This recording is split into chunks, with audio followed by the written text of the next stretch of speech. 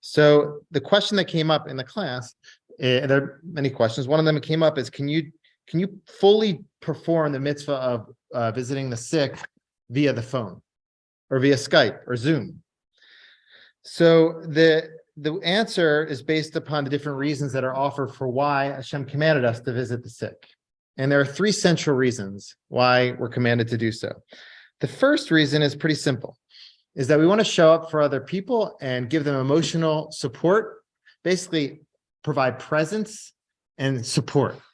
And there's a source which talks about this as anyone who visits an ill person takes from them 1/60th of their suffering.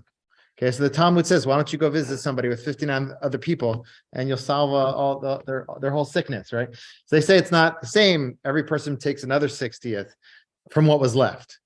Any case, the idea is like just being present for somebody can bring healing to them. And I've seen this a lot. I'm sure all of you have as well. So sometimes just when you're not feeling well, someone's sitting next to you, it can offer a lot of comfort.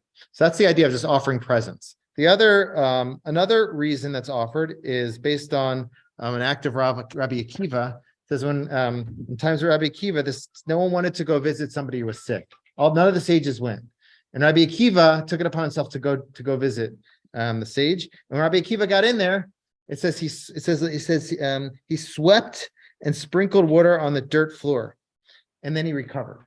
The person wasn't feeling well. Basically, Rabbi Akiva went into the place, didn't just provide presence and support, he cleaned up, he tidied up, he helped the person physically. So that's another reason, not just to provide the emotional support, but also to help them with what they need. Maybe you can prop them up, maybe you can feed them, maybe you can clean up their room. You can go in the room, open the shades, the blinds, add a little bit of light, open a window, clean up all the tissues, whatever you can do to tidy up a little bit.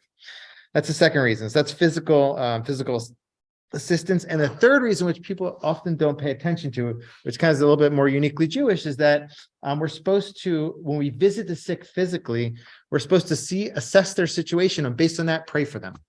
And the Ramban is so strict on this. He says, if someone didn't pray for the sick, they didn't fulfill the mitzvah to that extent. So all of us have our different levels of comfort with prayer, but it doesn't have to be a full Chazan Albrecht performance. It could just be, Hashem, send them healing. Okay, something simple like that, or it could be you read a kapitel to Tehillim, or you could just pray in your heart that they should get better.